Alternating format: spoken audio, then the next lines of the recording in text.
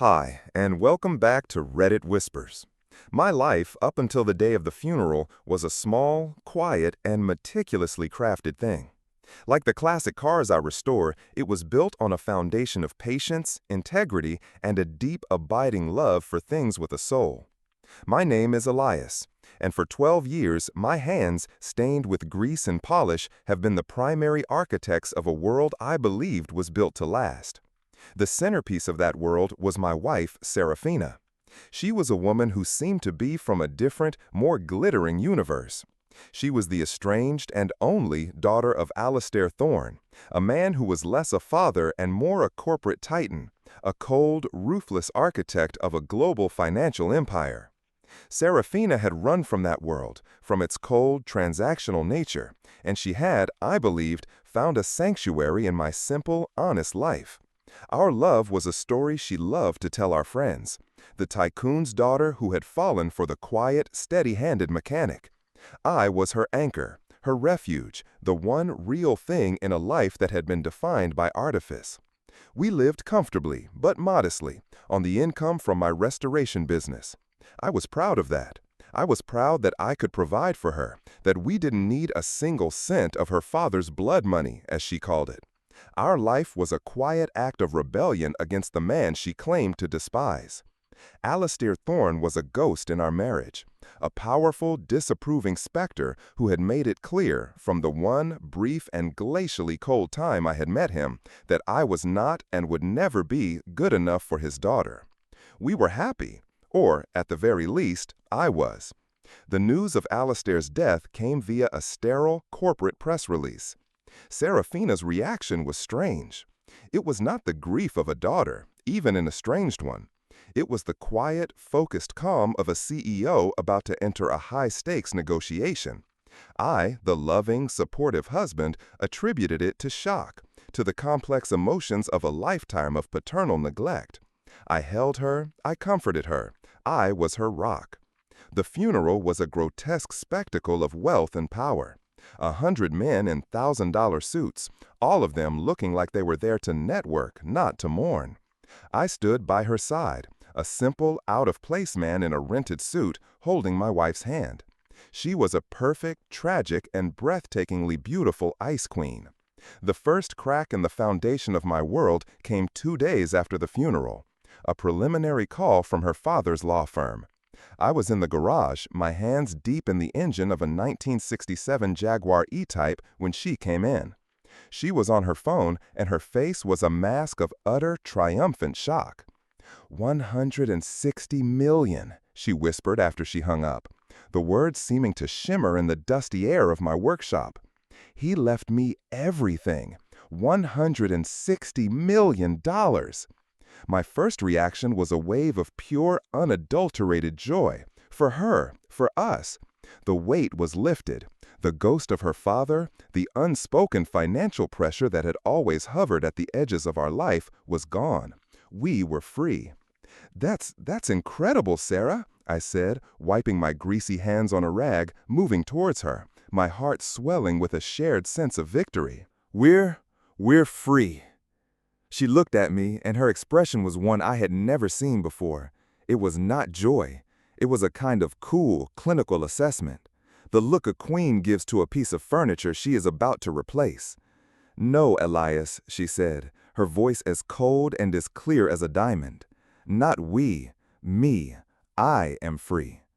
The demolition of my life took less than 5 minutes. She did not shout. She did not cry. She delivered the verdict with the calm, dispassionate precision of a lawyer reading a contract. Our marriage, she explained, had been a lovely, necessary chapter, a safe harbor during the long, boring storm of waiting for her father to die. But now the storm was over, and her ship, a massive nuclear-powered aircraft carrier of a ship, was sailing on. My small, quiet, and now completely irrelevant little harbor was no longer on her map. I was a part of the small life, the life she was now, with a single, massive inheritance, leaving behind. I was the before picture. I had been a necessary but ultimately temporary part of her business strategy. I stood there in my own garage, surrounded by the tools of my trade, the honest, tangible artifacts of my life's work, and I listened as the woman I loved explained to me in no uncertain terms that I had just been made redundant. She was leaving, that night. A car was coming for her. Her things were already packed. It was not a negotiation. It was a notification. The final, cruelest cut was her parting gesture. She took a checkbook from her purse, wrote a check, and placed it on the workbench, next to a freshly machined carburetor. "For your trouble," she said, her voice devoid of any emotion. The check was for $50,000, a severance package, a tip for 12 years of service. It was the most profound and most deeply wounding insult of my life. I did not take the check. I did not speak. I just watched her turn, her back straight, her stride confident, and walk out of my workshop, out of my garage, out of my life, without a single backward glance. The sound of the door closing was the sound of my world ending. The week that followed was a masterclass in the physics of a vacuum. My life, which had been so full of her presence, her noise, her scent, was now a hollow, echoing, and profoundly empty space. The house was a museum of her absence. Her side of the bed was a cold, undisturbed landscape of white sheets. Her coffee cup was no longer next to the sink in the morning. The silence she left behind was not peaceful. It was a loud, screaming entity that filled every room. I was a ghost in my own home, a man untethered from the life he had thought was his. I did not work, I did not eat, I just existed in a state of suspended, gray animation. The check for $50,000, her final insulting transaction, lay on my workbench, a piece of paper that represented the sum total of my worth in her new, glittering world. My own world, in contrast, was shrinking. The grief was a physical thing, a heavy, leaden weight that made it difficult to breathe. But beneath the grief, a cold, hard, and deeply unfamiliar anger began to form. It was the anger of a man who has not just been left, but has been played. A man who has been the unwitting and deeply foolish mark in a long and brilliantly executed con. And then the world decided that my private humiliation was not enough. It had to be a public spectacle. Her face was suddenly everywhere, on the covers of society magazines, on the gossip websites. The Cinderella heiress, they called her. The billionaire's daughter comes home. The stories were a nauseating fairy tale narrative of the beautiful, estranged daughter finally reclaiming her birthright. And in every photograph, she was not alone. She was on the arm of a new man, a handsome, silver-haired, and impeccably dressed man named Julian Croft. The articles described him as her longtime friend and new financial advisor. I saw him for what he was. He was the next chapter. He was the man who had been waiting in the wings, the man for whom I had been the opening act. The pictures were a form of psychological torture. There she was, laughing with him on the deck of a yacht. There they were at a charity gala, her hand resting on his chest, a look of radiant, triumphant joy on her face. She was wearing a new dress, new jewels, a new life. And I was the forgotten, discarded relic of her old one. The man from the garage, the man with the grease under his fingernails, the man who was now just a faintly embarrassing anecdote she would probably tell at her new, exclusive dinner parties. The final, devastating blow came in the form of a legal document, a single, crisp, and utterly impersonal letter from her new, high-powered law firm. It was a notification. She had bought my building. The building that housed my workshop, my business, the one single place in the world that was still mine. She was not renewing my lease. She was evicting me. The reason, the letter explained, was that she and Mr. Croft were planning to demolish the entire block to build a new luxury condominium tower. My small, honest world of classic cars and handcrafted legacies was to be bulldozed to make way for her new glittering empire. The act was not just a business decision. It was a statement. It was an act of erasure. She was not just leaving my life, she was salting the earth where it had once stood. I was a man with nothing. I had lost my wife, I had lost my home, and now I was about to lose my life's work. I was at the absolute rock-bottom end of the road. And then I received another letter, a different kind of letter. It was from the law firm of Abernathy, Finch and Hayes, the firm that handled Alastair Thorne's estate.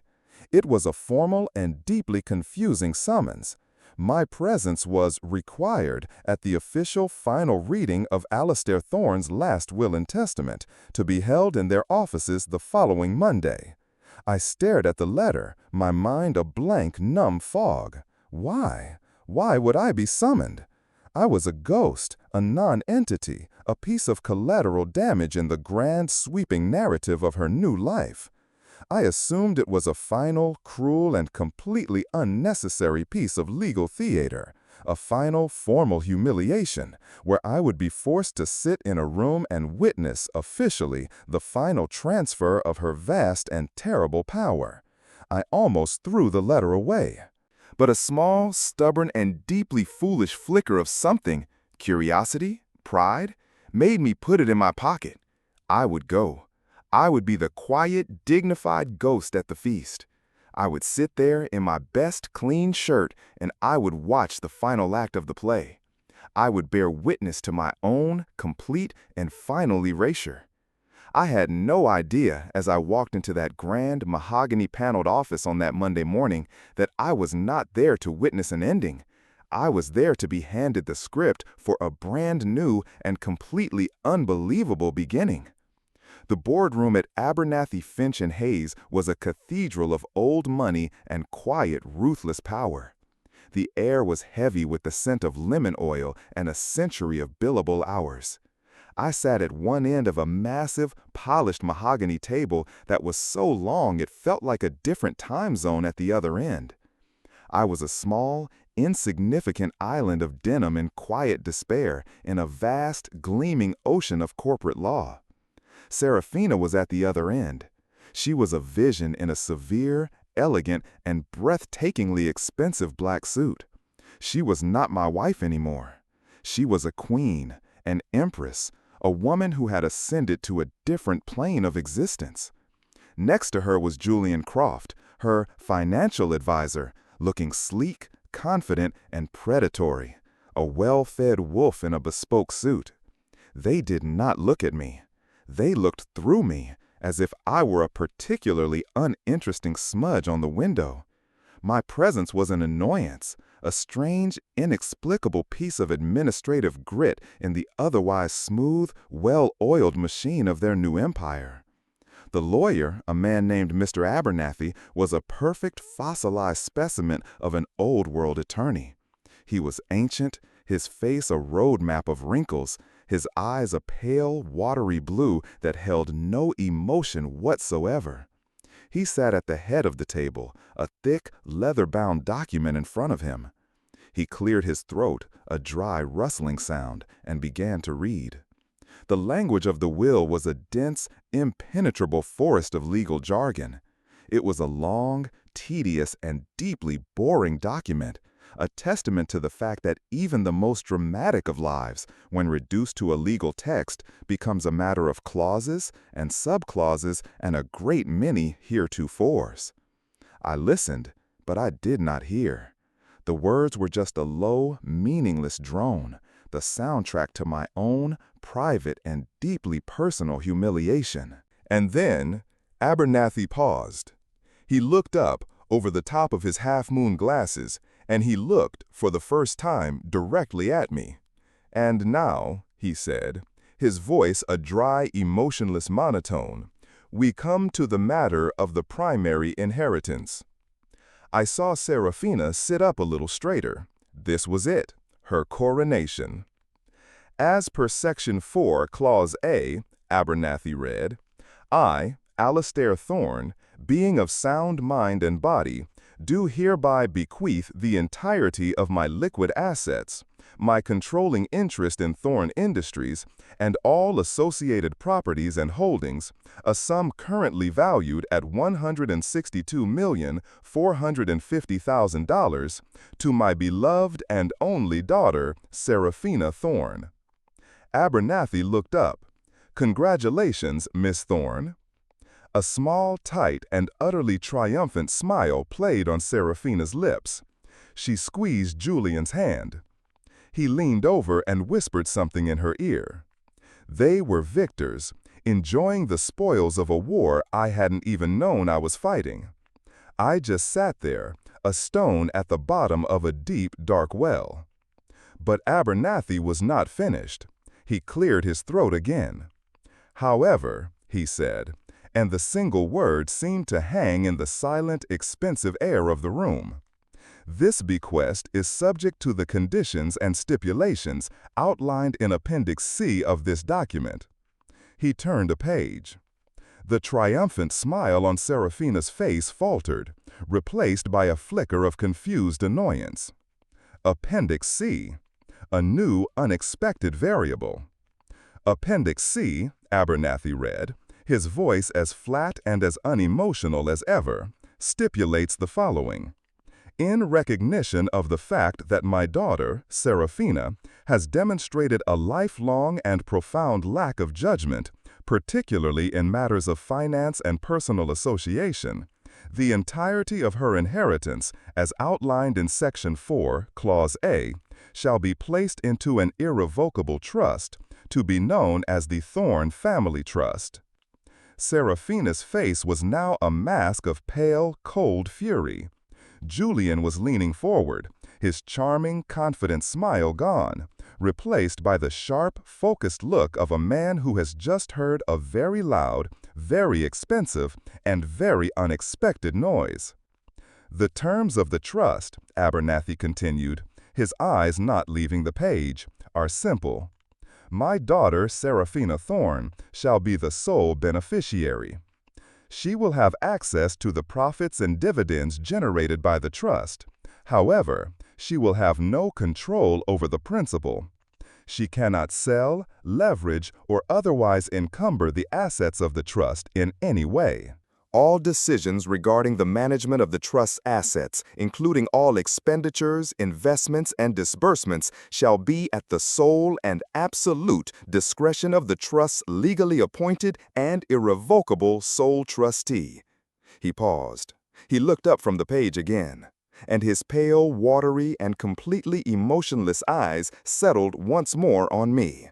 "That trustee," he said, his voice as quiet and as devastating as a sniper's bullet, "is you, Mr. Elias Thorn."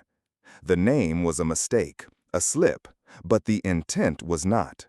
The silence in the room was no longer the silence of a tomb. It was the silence of a black hole, a place where all sound, all light, all comprehension had ceased to exist. I stared at the old lawyer, my mind a blank white screen. It was a joke. It had to be a joke, a final, cruel, and deeply twisted prank from a man who had despised me. But the look on Abernathy's face was not the look of a man telling a joke. "I'm sorry," I stammered, the first words I had spoken in what felt like a lifetime. "There must be a mistake. My name is Elias Vance, not Thorn." "No mistake, son," Abernathy said, and for the first time a flicker of something that might have been a grim, professional satisfaction appeared in his eyes. Alistair Thorn had the marriage license legally amended a month before his death. A small but significant detail. As of this moment, you are, legally, her husband and his son-in-law, and you are the man in charge. I turned my head, slowly, mechanically, to look at the other end of the table. The queen, the empress, the beautiful, triumphant, and untouchable woman was frozen. Her face was a mask of utter, complete, and catatonic shock. Her mouth was slightly open. Her skin was the color of old parchment. Her eyes were fixed on me, but they were not seeing me. They were seeing a ghost who was, it now seemed, the sole and absolute master of her entire universe. And Julian, the slick, predatory wolf, was staring at me with a look of pure, unadulterated hatred, the look of a man who has just had a $160 million meal snatched from his jaws at the very last second. Elias Thorne, the man I had hated, the man who had seen me as nothing, had, with a single, posthumous, and brilliantly executed act of legal engineering, given me everything. He had not just given me the money, he had given me the power. He had given me my wife in a cage of her own golden making. And Julian, the slick, predatory wolf, was staring at me with a look of pure, unadulterated hatred, the look of a man who has just had a $160 million meal snatched from his jaws at the very last second. Elias Thorne, the man I had hated, the man who had seen me as nothing, had, with a single, posthumous, and brilliantly executed act of legal engineering, given me everything. He had not just given me the money, he had given me the power. He had given me my wife in a cage of her own golden making. And he had given me the one thing I had thought I had lost forever. My own, quiet, and now absolutely terrifyingly powerful revenge. The walk out of that boardroom was a journey through a new and profoundly strange landscape. The air itself seemed to have a different density, a different weight. I was the same man who had walked in an hour earlier, the same quiet, grease-stained mechanic in a rented suit. But I was also, in a way that my mind was still struggling to process, the most powerful man in the room. Serafina and Julian remained at the table, two frozen statues in their own private and very expensive hell. She had not spoken, she had not moved. She was a queen who had just been, in a single brutal and public moment, deposed. And I was the unlikely and deeply unwilling usurper who had just been handed her crown. I did not speak to her. I did not look at her. I simply walked out, my movement steady, my face a mask of calm that I did not feel. I was an engineer, and my entire world had just been subjected to a stress test that was off the charts. The foundation had not just cracked. It had been replaced by something new and terrifying and immensely powerful. I went back to my workshop, to my sanctuary, the place that was, for a few more days at least, still mine. I stood in the middle of the familiar, comforting chaos of my tools and my projects, and I tried to breathe. The power I had just been given was a foreign and deeply unsettling object in my life. It was a tool I did not know how to use, a weapon I had never been trained to wield. Alistair Thorne had not given me a gift. He had given me a responsibility. He had given me a job. He had made me the warden of his own deeply flawed and incredibly wealthy daughter.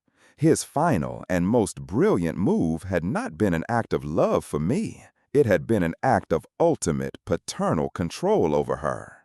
He had found the one person in the world who he knew she could not manipulate, could not charm, could not buy. He had found the one person who knew the true, unvarnished value of $1 because he had earned every single one of his with his own two hands. He had found me. The first communication from her new reality arrived 2 days later. It was a letter from her lawyer, a different, and I noted, significantly less expensive lawyer. It was a formal and deeply desperate request for the release of funds for living expenses. The amount she was requesting was a number so large, so preposterous, so utterly disconnected from the reality of a normal human life that I almost laughed. She was testing me. She was trying to see if the quiet, simple mechanic was still in there, the man who could be intimidated, the man who could be rolled. She was trying to establish the new rules of the game. I took the letter, and I wrote my reply, not with a lawyer, but with my own grease-stained hand on a piece of my workshop's letterhead. My reply was a simple one-page document. It was a budget, a meticulously detailed and ruthlessly practical budget. I allocated a reasonable amount for her rent, for her utilities, for her groceries, for her health insurance. I even included a modest but respectable clothing allowance. The total was a comfortable upper-middle-class income, an income that would allow her to live a perfectly pleasant and deeply, profoundly normal life. It was an income that was, I knew, about 1/10 of what she had just requested. And it was an income that would, I also knew, be utterly and completely insufficient to maintain the interest of a man like Julian Croft. I approved the first month's stipend, and I wired it to her account. And at the bottom of my letter, I added a single handwritten note. "This is a budget, not a negotiation," I wrote. "You will submit a detailed, itemized expense report for my review at the end of each month. Welcome to the real world." It was not an act of cruelty. It was an act of education. It was the first and most important lesson in the new curriculum I was designing for her, the lesson of consequence. The check from her, the $50,000 insult, was still on my workbench. I picked it up, and I tore it into 100 tiny, satisfying pieces. I no longer needed her severance. I had the company. The fallout was quiet and predictable.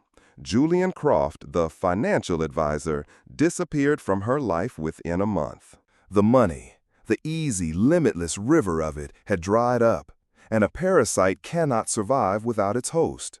Her eviction notice to me was quietly and legally withdrawn. I owned the building now, or rather, the trust did, and I was the trust. Her life of glittering public triumph was over. She was, once again, just a woman.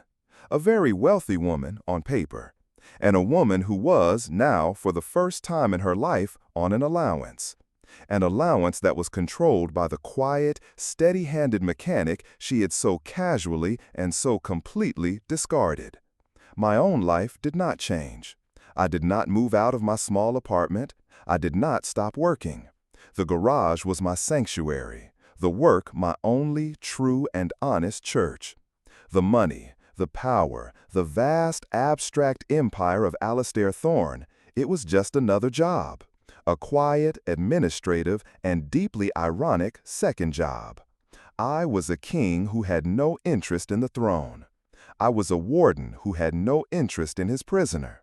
I was just a man who had been handed the ultimate and most unexpected of tools. And I was using it to do the only thing I had ever known how to do. To restore a sense of balance. To fix a thing that had been broken. And to build something, a new, quiet, and deeply honest life on the strange and strangely solid foundation of a dead man's last and most brilliant act of revenge. Thank you for tuning in to Reddit Whispers. We've all faced moments when everything felt broken. What was your turning point? Leave it in the comments because your experience might be exactly what someone else needs to hear right now.